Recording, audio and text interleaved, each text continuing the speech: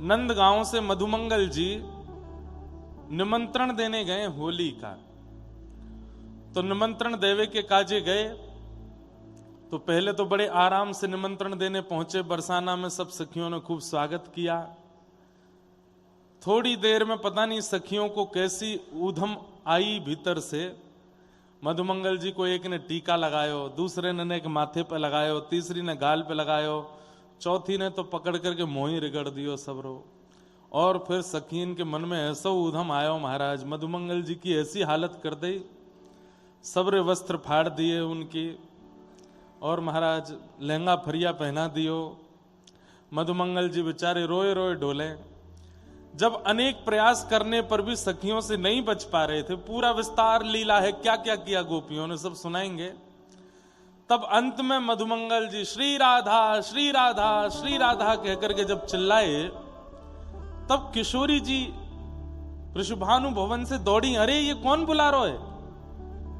तब बाहर आकर के देखी महाराज, ऊपर से तो सखीन ने मधुमंगल जी पकड़ रखे। मधुमंगल जी बोले, मैं तो निमंत्रण देवे आयो, देखो बरसानी की छोरी ने मेरो का कियो।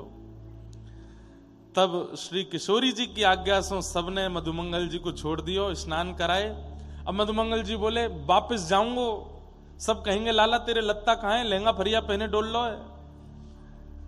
तब श्री राधा रानी ने भानु बाबा की बगलबंदी मधुमंगल जी को दई, महंगे वाले आभूषण पहनाए, खूब सुंदर श्री मधुमंगल जी तैयार है गए। और फिर वाक्य बाद में श्री किशोरी जी ने निमंत्रण प्राप्त करवे की खुशी में लड्डू उड़ाए हैं ऊपर से, वही कुछ श्री लड्डू होली बोले हैं, वही के भाव से लड्डू होली हो गए। कहां मधुमंगल जी फटे कपड़ान के साथ जाते तो नंदगांव में बड़ी हंसी होती। अब मधुमंगल जी ऐसे अपनी पूरी पीताम्बरी को यूं करके पहुंचे, सबने जाके पूछा, अरे कहां गए हो, कहां? अरे तू तो बड़े फटे पुराने से कपड़ा पहन के गए हो, इतने नए वाले कपड़ा कहां से आए? बोले भानु बाबा के यहाँ निमंत्रण दियो तो भानु बाबा ने बदले में मेरो श्रृंगार कियो और इतने सारे लड्डू दिए हैं। तब ब्रजवासी बड़े आनंद में भर गए, सबन ने खूब आनंद कियो। अब यहाँ सुनो सुनो सुनो सुनो सुनो, बरसाने में ऐसो ढप बजो महाराज, सबरे सखा दौड़े दौड़े लाला के पास गए। बोले लाला ये ढप की आवाज कहां से आ रही है? बोले बरसाने से आ रही है। लाला हमारो नंदगाम बड़ो सुनो सुनो लग रहा है। ठाकुर जी बोले, ऐसे कैसे सुनो लग रहा है, निकाल के लाओ ढप। और अब तक तो किशोरी जी के ढप बज रहे और अब का है हो ढप। हाँ, तो ब्रह्मा जी कोई बहुत विशेष चर्चा करने के लिए ठाकुर जी के पास आए थे और ठाकुर जी नव निकुंज में श्री प्रिया जी के साथ किसी लीला में व्यस्त थे। सखियां द्वार रोक करके खड़ी थीं।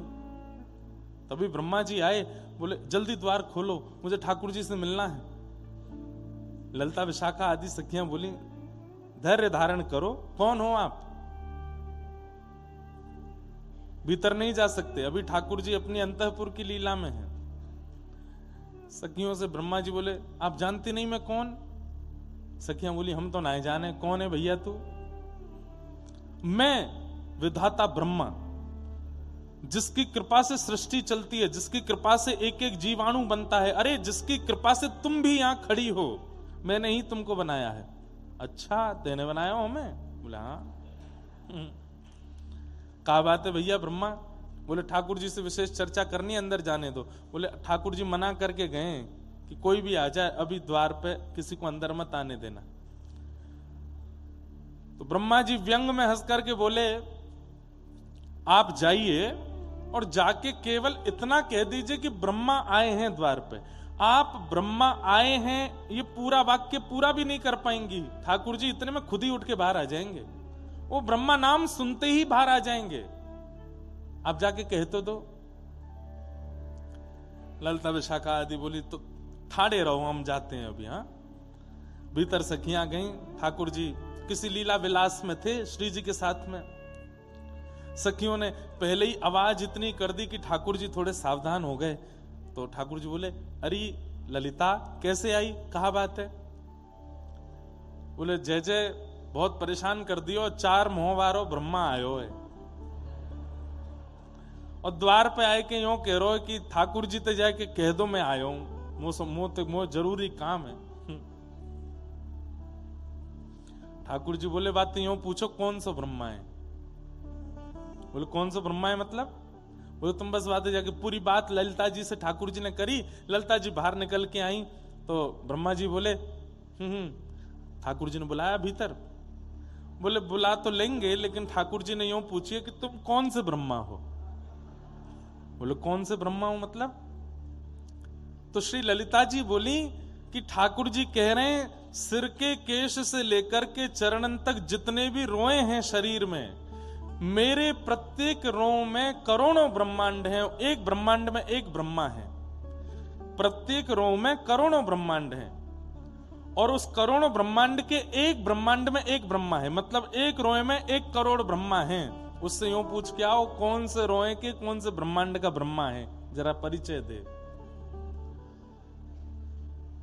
ब्रह्मा जी बोले भगवान के प्रत्येक रो में करोड़ ब्रह्मांड हैं और एक ब्रह्मांड में एक ब्रह्मा रहता, मतलब एक रोए में 1 करोड़ ब्रह्मा है। बोले हाँ, मुझे तो आज पहली बार पता चला कि मेरे अलावा भी कोई ब्रह्मा है।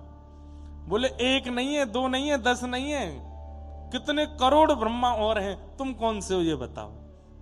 ब्रह्मा जी मूर्छित होके वहीं गिर गए। बोले 4 मुंह है मेरे, 4 दिमाग है मेरे, पूरी सृष्टि का रचयिता मैं हूं, लेकिन आज तक ये नहीं पता चला पाया कि मैं जिस अभिमान में रहता हूं कि सृष्टि मेरे से है, इस सृष्टि के रचयिता के प्रति मैं तो यहां फाग देखवे के काजे आई लाला। पर लोग बाग होली खेल करके व्रत से जाएंगे, क्या देख करके आए? लठ मार देख के आए हम तो। तेसू के पानी में बोर बोर करके ब्रजवासी एक दूसरे पर बाल्टियों से भर के पानी ये देख के आए। लाल रंग देख के आए, गुलाबी रंग देख के आए, हरो रंग देख के आए, पीरो रंग देख के आए। अगर ये सब दिखा है तो अभी होरी दिखी नहीं, तो कहा दिखो?